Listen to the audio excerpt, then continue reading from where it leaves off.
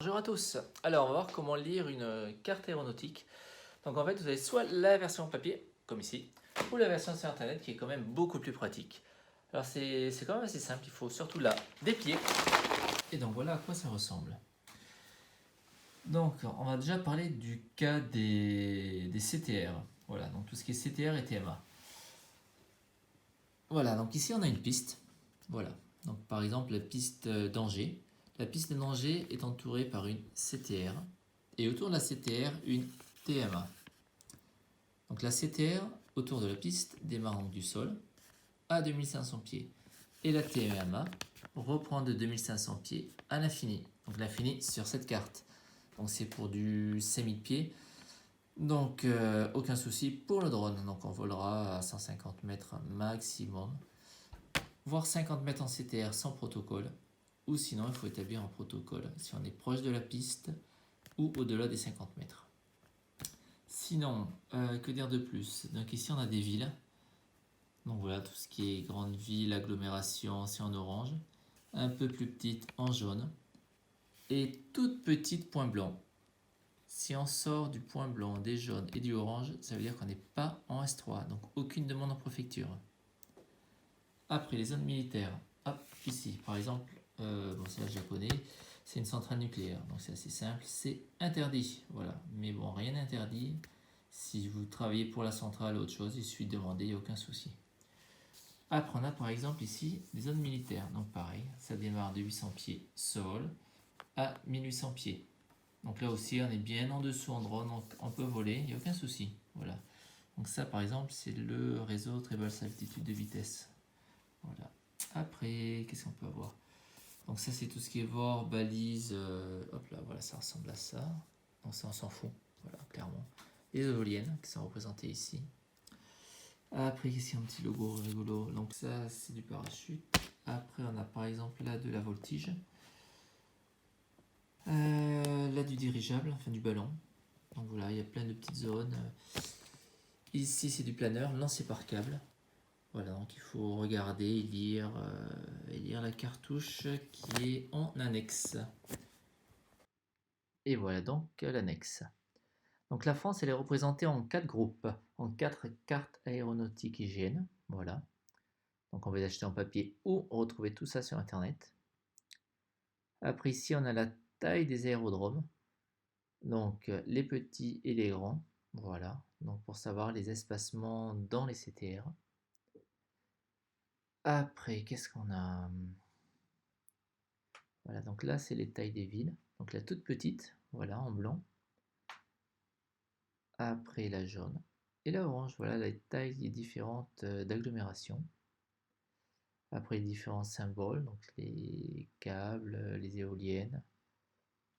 Et voilà, donc les différents fonds et les déclinaisons magnétiques, enfin ça on s'en fout. Les classes, voilà, et les zones interdites.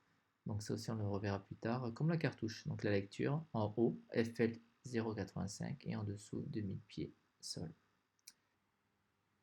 Alors on va voir où trouver des infos sur les zones réglementées militaires. Donc en voici une, voilà la limite, voilà. Donc après on cherche les infos de la zone, donc ils sont ici. Voilà. Donc ici elle démarre du sol, donc parce qu'il n'y a rien dessous, voilà, à 4200 pieds. Et elle s'appelle la R145. Donc on va chercher la R45, voilà. Donc la Creuse. C'est un entraînement très grande vitesse, donc pour les avions de chasse, qui démarre bien du sol à 4200 pieds. Donc il y a le nom du gestionnaire donc à contacter, les horaires, où le retrouver donc par NOTAM aux AZBA du jour, et il y a même un numéro vert pour les contacter. Donc voilà, chaque zone militaire, vous avez un numéro, et du coup ça sera très simple à les contacter. Et on va partir sur du cas concret en Bretagne. Alors, par exemple, on veut voler ici. Voilà. Donc ici, on n'est pas en ville.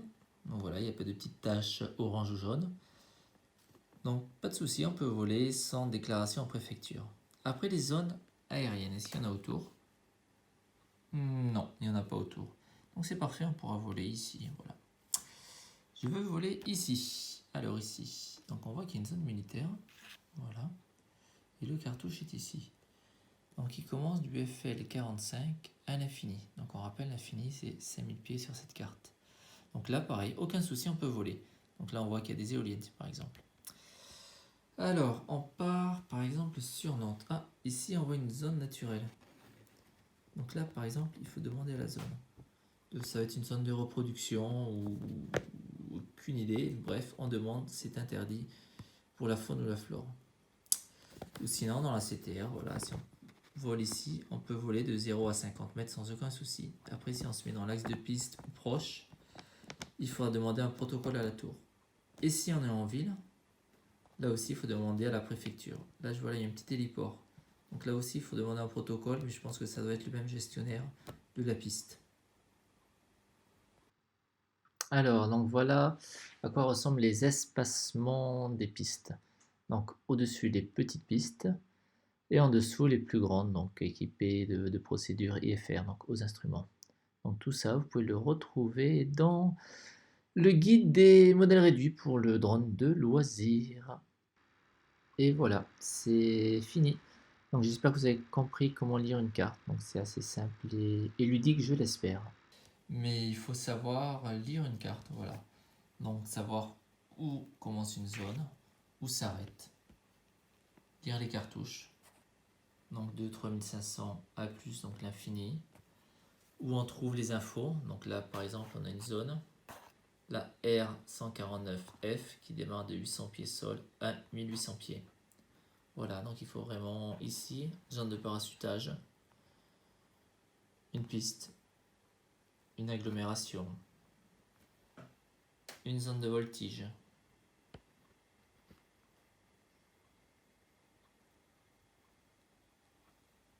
du planeur par câble, parachutage, une zone militaire,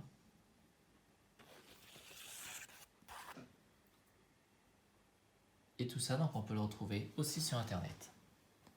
Donc au moins internet, ça sera directement en ligne et actualisé donc tous les 6 mois. Voilà, donc si vous avez le moindre question, n'hésitez pas et à très bientôt.